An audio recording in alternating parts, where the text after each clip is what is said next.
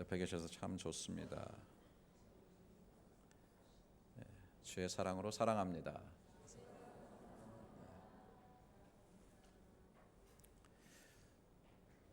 지난 2월에 서울의 시민청 지하실에는 아주 독특한 자판기 하나가 들어섰다고 합니다. 이 자판기 이름은 마음 약방입니다.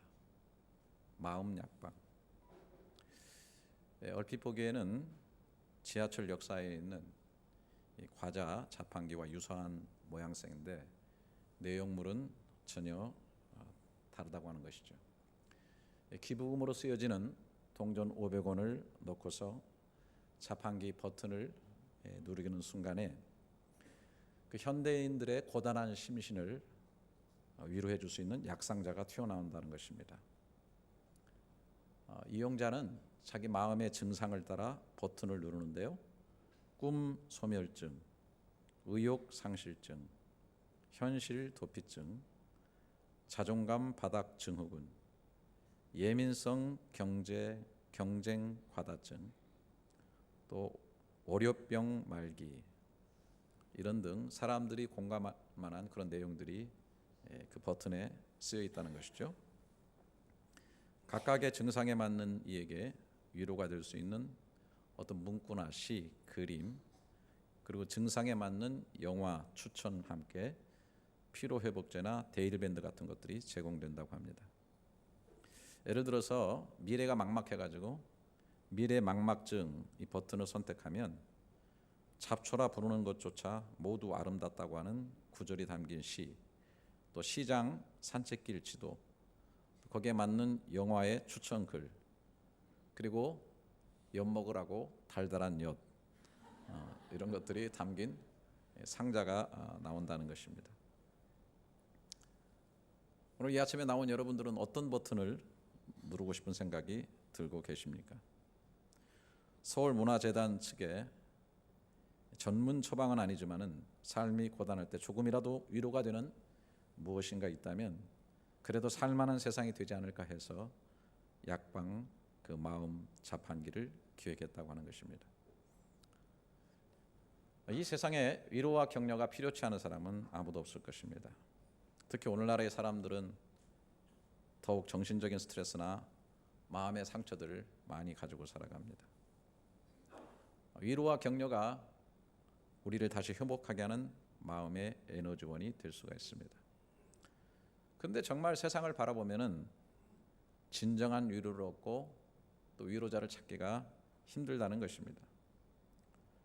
전도서 4장 1절에 보면 내가 다시 해 아래에서 행하는 모든 학대를 살펴보았도다. 보라, 학대받는 자들의 눈물이로다. 그들에게 위로자가 없도다. 그들을 학대하는 자들의 손에는 권세가 있으나 그들에게는 위로자가 없도다. 지혜의 왕 솔로몬이 세상의 사람들을 볼 때 참 비참합니다. 그런데 그런 비참함 속에서 고통을 받고 학대를 받고 있지만은 그 사람들의 문제를 해결해 줄 수 있는 진정한 위로자를 찾을 수 없다고 그렇게 깊은 눈으로 바라보고 있는 것입니다. 이 테레사 수녀는 이 세상의 가장 큰 질병이 뭔가 결핵이나 문둥병이 아니라는 것입니다. 아무도 돌아보지 않고 아무도 위로하지 않고 아무도 사랑하지 않고 아무도 필요로 하지 않는 것, 이것이 사람에게 있어서 가장 무서운 병이다, 그렇게 얘기를 한 것입니다. 그런데 오늘 본문에 보니까 정말 이 세상에 진정한 위로자가 있다고 소개하고 있습니다. 하나님께서 궁극적으로 우리를 위로하기 원하신다고 하는 것입니다. 오늘 13절 14절에 보니까 어머니가 자식을 위로함 같이 내가 너희를 위로할 것인즉 너희가 예루살렘에서 위로를 받으리니 너희가 이를 보고 마음이 기뻐서 너희 뼈가 풀의 무성함 연한 풀의 무성함 같으리라. 그냥 고통스럽게 너무 염려와 아픔 속에서 뼈가 마르는 같은 그런 삶을 지닌 사람도 어머니가 자식을 위로한 같이 하나님께서 그 백성을 위로해 주실 것인데 그 뼈에서 연한 그 풀이 소생되어지는 것처럼 그 영혼과 인생이 새롭게 힘을 얻고 소생되게 될 것이라는 것을 얘기해 주고 있습니다. 특히 오늘 주시는 이 본문의 말씀은 이사야서가 66장인데 맨 끝장인 66장에 기록이 되어 있습니다. 사실은 이사야의 구조 속에 보게 되면 하나님께서 이렇게 위로해 주신다고 하는 이 내용이야말로 성경 전체에서 가장 핵심적으로, 가장 중요하게, 가장 중심적으로 우리에게 이야기해 주고 싶은 그런 말씀이라는 것입니다. 다시 말씀드리면 구약의 이사야 이 66장은 전체가 66권인 성경과 거의 유사한 흐름을 그대로 보여주고 있다라고 학자들이 얘기하고 있습니다. 여러분이 아시는 것처럼 구약은 39권이죠. 그리고 신약은 27권입니다. 그래서 전체가 66권이 되는 것입니다. 구약은 하나님의 창조와 또 거기에 대한 인간의 죄, 그리고 하나님에 대한 엄중한 그 심판, 이런 것들이 주로 기록이 되어 있습니다. 그리고 신약에 오면은 하나님께서 인류를 사랑하시고 은혜를 베푸셔서 그 아들을 보내셔서 인류를 구원하시는 이런 놀라운 구속의 역사들이 신약에 기록이 되어 있습니다.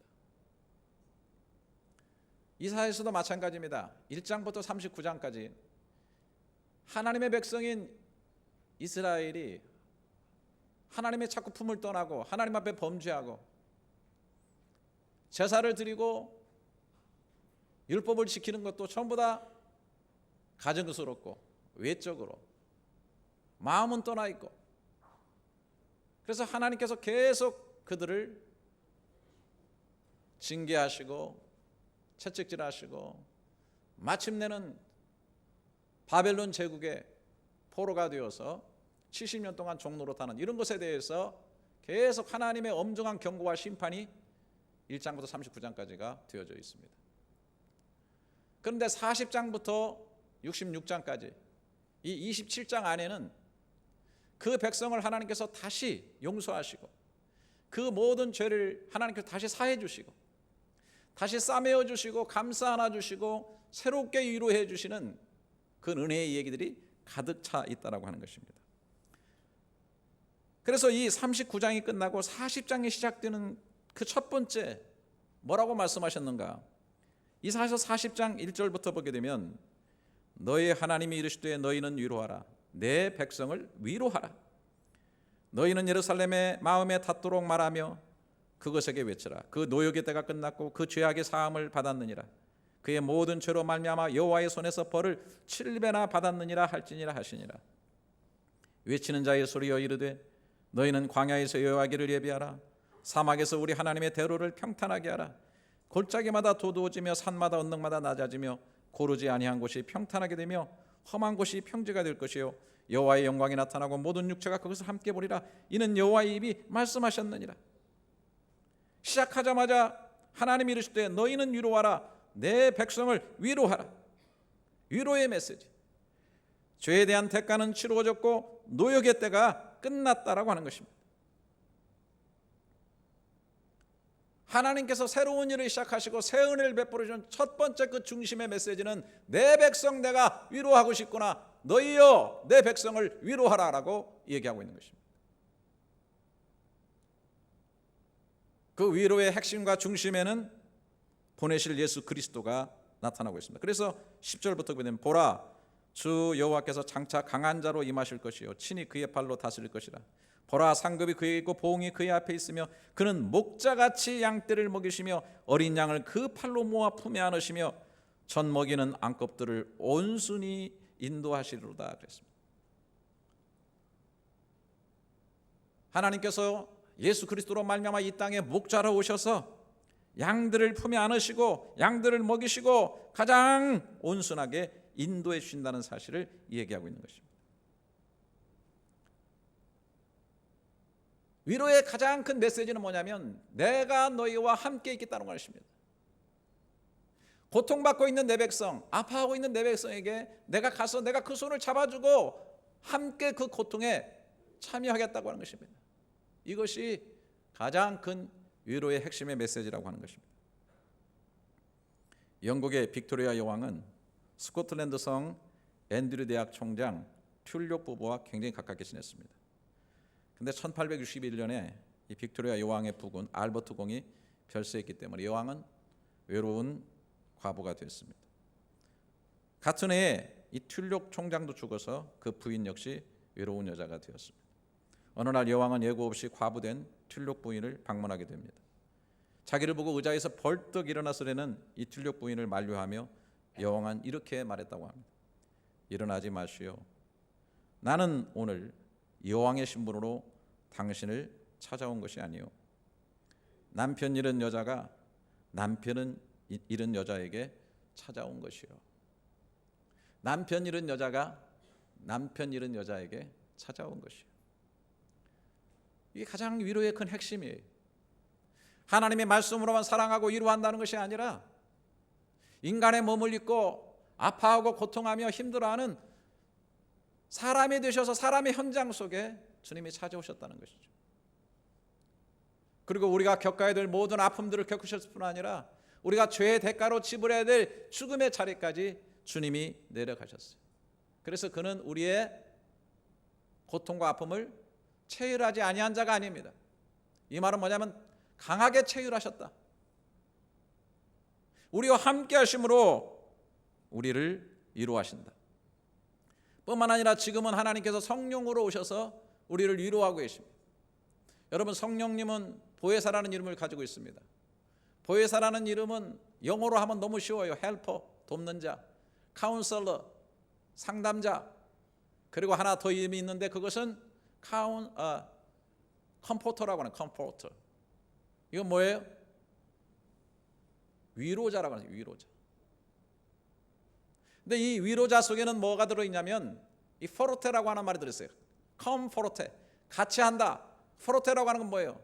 음악 하시는 분 알죠? 강하게 하라, 소리를 높여라, 힘차게 하라. 우리 속에 오셔서 우리를 강하게 붙잡아 주시고 함께 하시면서 포르테로서 우리 속에 강함을 주시고 새 힘을 주시고 새 은혜를 베풀어 주시는 그런 역할을 한다고 하는 것입니다. 고아의 우는 소리에 부모가 응하는 것처럼, 젖 먹는 아이의 우는 소리에 어머니가 응하는 것처럼 성령 하나님은 우리 부르짖음에 응하시고 우리를 위로하시고 함께 하신다. 성경은 하나님을 아예 위로의 하나님이다 이렇게 표현하고 있습니다.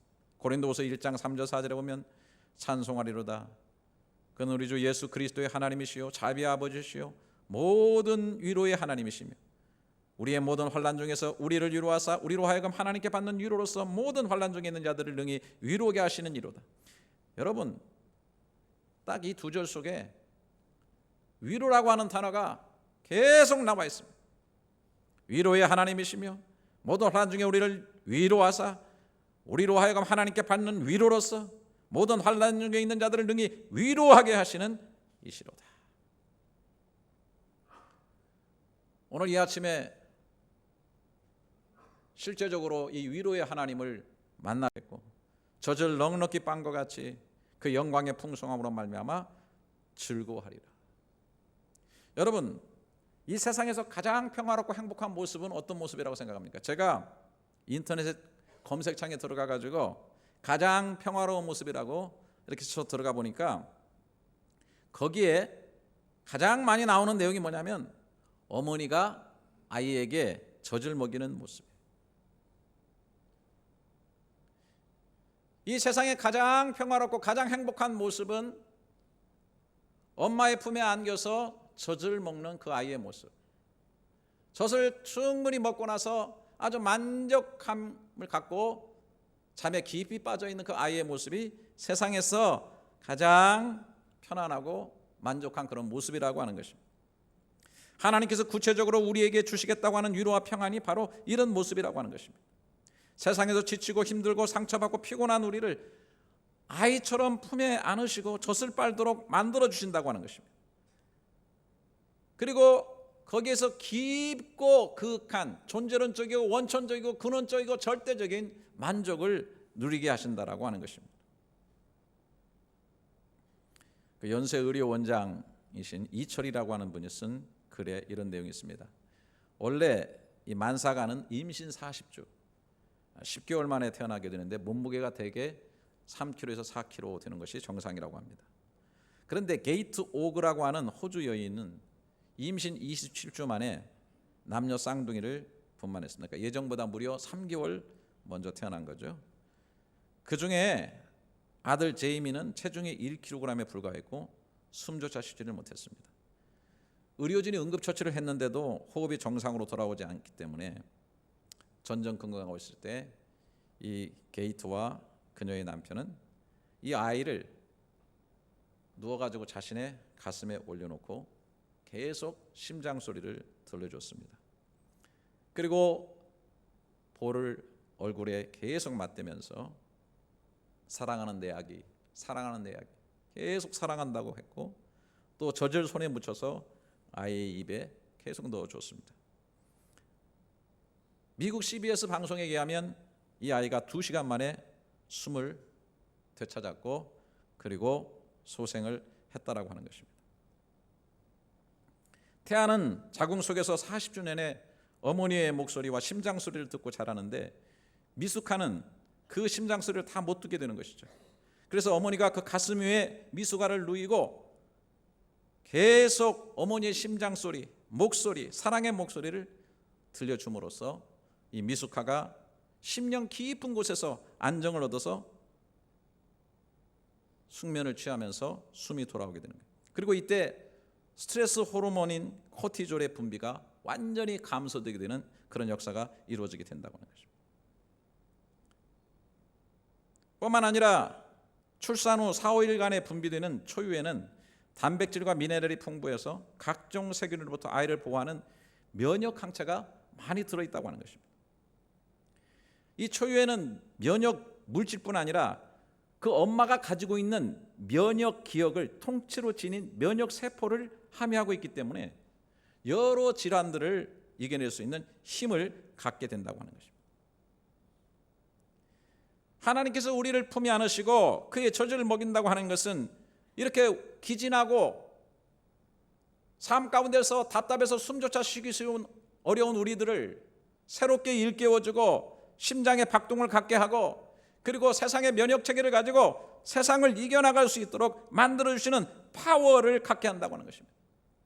하나님께서 인간을 설계하셨을 때 생명은 어머니 품 안에서 잠을 자고 젖을 빨면서 성장하고 자라게 설계하셨듯이 그와 마찬가지로 그 어머니를 만드신 하나님께서 우리 인생들이 하나님의 품에 안겨서 영혼의 소상함을 얻고 살도록 설계하셨다고 하는 사실입니다. 문제는 하나님의 백성인 이스라엘이 자꾸만 그 품을 떠나 살려고 몸부림치고 우상을 섬기고 말씀을 떠나서 범죄의 자리에 나가서 스스로 죄와 죽음의 길에 나갔고 그래서 하나님의 심판으로 바벨론에 70년 동안 포로 생활을 하게 된 것입니다.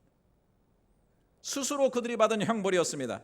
그래도 하나님은 그들을 끝까지 사랑하셨습니다. 그래서 이사야서 49장 13절에 하늘이여 노래하라 땅이여 기뻐하라 산들이여 즐거이 노래하라 여호와께서 그의 백성을 위로하셨은즉 그의 고난당한 자를 긍휼히 여기실 것임이라. 오직 시온이 이르시기를 여호와께서 나를 버리시며 주께서 나를 잊으셨다 하였거니와 여인이 어찌 그 젖 먹는 자식을 잊겠으며 자기 태에서 난 아들을 긍휼히 여기지 않겠느냐. 그들은 혹시 잊을지라도 나는 너를 잊지 아니할 것이라. 오늘 이 시간에도 저 유아실에서 분명히 어머니들은 자신의 생명으로 낳은 여린 자식을 사랑하고 돌보고 있다라고 하는 것입니다. 많은 여린 생명들이 어머니 품에 안겨 끊어진 숨을 회복하고 있다라고 하는 것입니다. 오늘 또 많은 아이들이 어머니 품에서 수많은 스트레스와 숨이 끊기는 듯한 고통과 상처들을 회복하고 있을 것이라고 하는 사실입니다.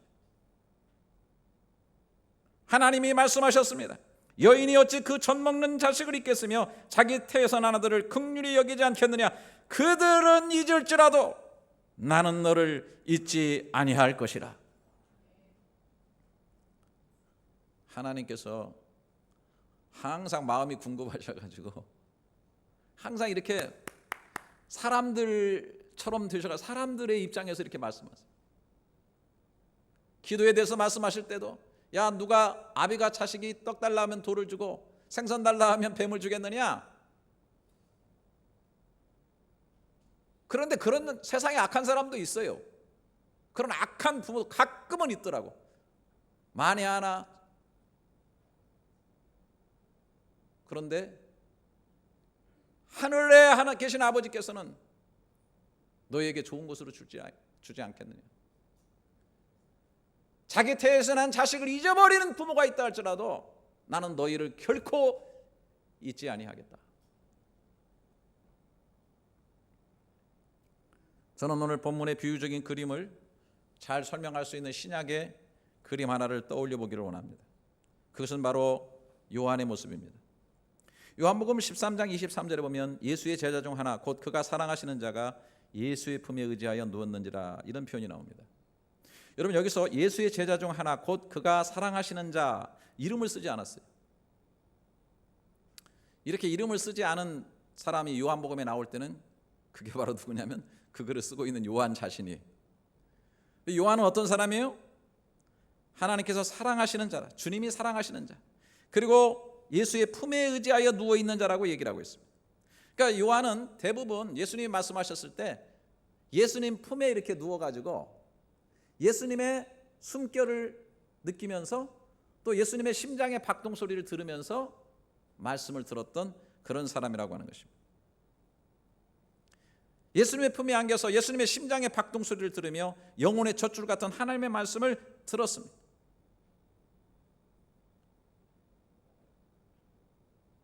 이것이 그의 영혼 속에 엄청난 파워를 주었고 그 속의 말씀으로 인한 영성의 강한 면역 체계를 주었고 하늘의 신령한 것들을 깊이 깨달을 수 있는 영성을 열어주었습니다.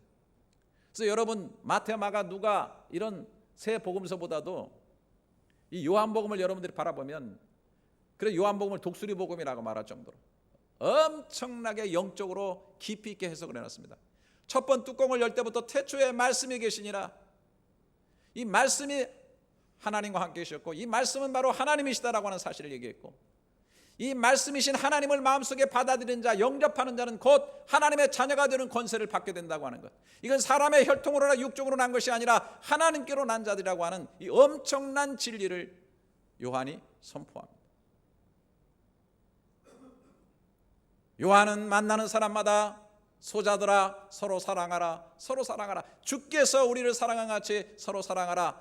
요한은 정말 사랑의 사도라고 일컬음을 받는 위대한 성자 같은 그런 삶을 살았습니다. 이것이 뭡니까? 더 가까이 예수의 품에 누워서 예수님의 심장의 박동을 듣고 그의 입에서 나오는 하나님의 말씀의 젖줄을 그가 끊임없이 먹었기 때문에 그 영혼 속에 세상을 이길 수 있는 강한 면역 체계가 생기고 미움과 증오와 가득한 세상 속에서 하나님의 사랑으로 승리하며 살게 되는 그러한 사람을 만들어냈다라고 하는 것입니다. 오늘 어머니 같은 하나님의 그 사랑의 품에 안겨서 그 젖을 먹게 하고 빨게 하는 이 내용은 우리가 영적으로 예수 그리스도의 품에 늘 구하면서 그 말씀의 영적인 젖을 날마다 섭취함으로써 위로를 받고 새 힘을 얻고 소망을 가지고 다시 새롭게 일어서는 우리들의 모습을 그리는 것이라고 생각을 합니다. 여러분들의 삶에 이런 모습이 있기를 주님의 이름으로 축원합니다.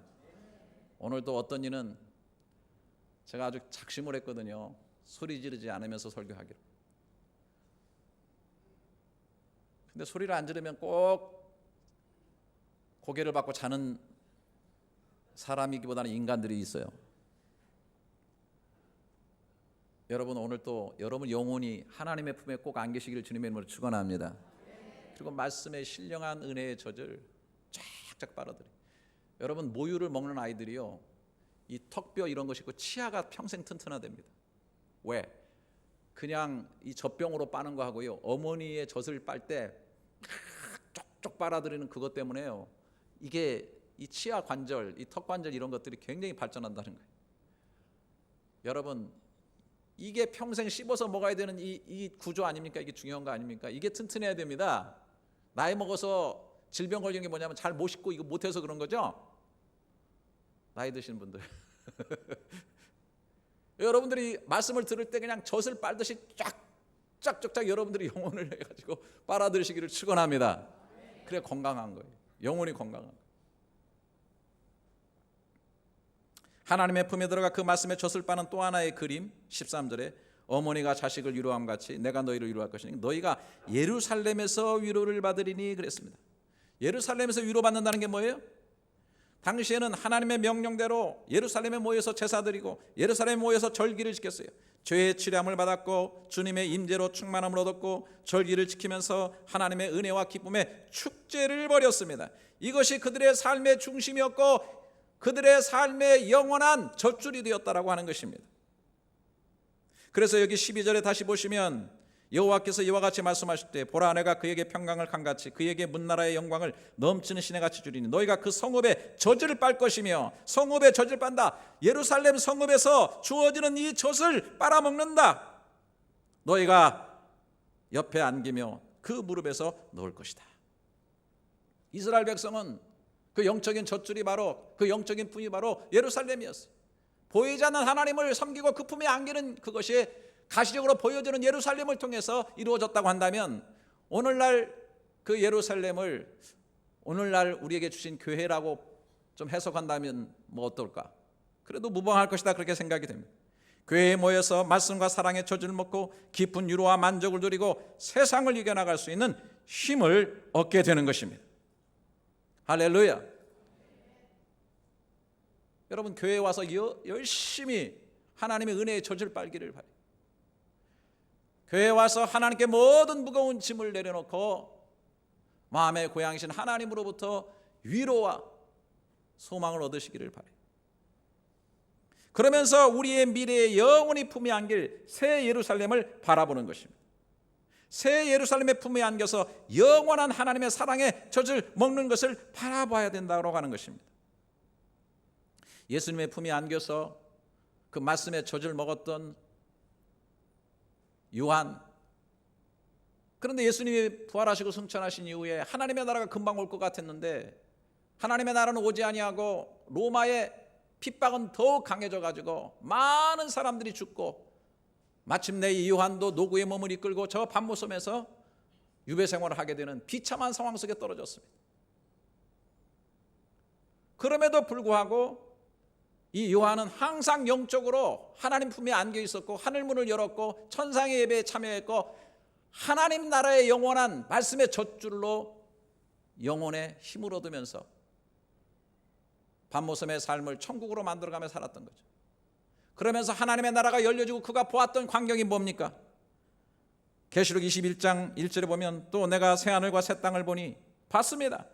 처음 하늘과 땅이 없어졌고 바다도 다시 있지 않더라. 또 내가 보매 거룩한 성 새 예루살렘이 하나님께로부터 하늘에서 내려오니 그 준비한 것이 신부가 남편을 위하여 단장한 것 같더라. 내가 들으니 보좌에서 큰 음성이 나서 이르되 보라 하나님의 장막이 사람들과 함께 있으며 하나님이 그들과 함께 계시리니 그들은 하나님의 백성이 되고 하나님은 친히 그들과 함께 계셔서 모든 눈물을 그 눈에서 닦아주시니 다시는 사망이 없고 애통하는 것이나 곡하는 것이나 아픈 것이 다시 있지 아니하리니 처음 것들이 다 지나갔습니다. 새 하늘과 새 땅이 열려지게 되고 새 예루살렘에 내려오는 놀라운 환상을 바라보는 것입니다. 그리고 그 새 예루살렘에서 이루어지는 첫 번째 일이 뭐냐면 모든 눈물을 그 눈에서 닦아주시니. 이게 뭐예요? 위로입니다. 위로.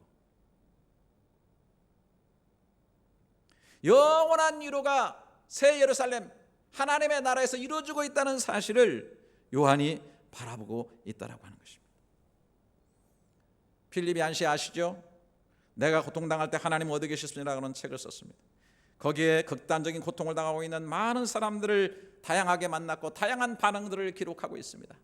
그들의 고통과 그들의 아픔과 그들의 토해내는 원망과 불평은 다 이해할 만한 그런 내용들이었습니다. 그런데 거기에는 두 종류의 사람이 있었습니다.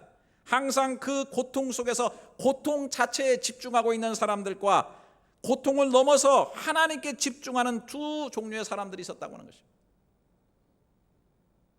밤모섬에서 고통을 당하고 말할 수 없는 핍박 속에서 인생의 말년을 우울하게 보내는 요한의 삶이었지만은 그러나 그 고통 너머에 있는 새 하늘과 새 땅을 바라보면서 거기에 영혼의 젖줄을 대고 그 하나님의 품 안에서 위로를 받고 새 힘을 얻고 있는 이 모형이야말로 오늘 이 시대를 살아가면서 옥죄어 오는 끝없는 여러 가지 어려움과 고통과 험한 우리의 생활 가운데서 헤이즈가 꽉 덮어가지고 우리를 숨막히게 할 때 영혼의 목을 길게 빼고 하나님의 말씀과 은혜의 젖을 들이키시는 여러분들 될 수 있기를 주님의 이름으로 축원합니다.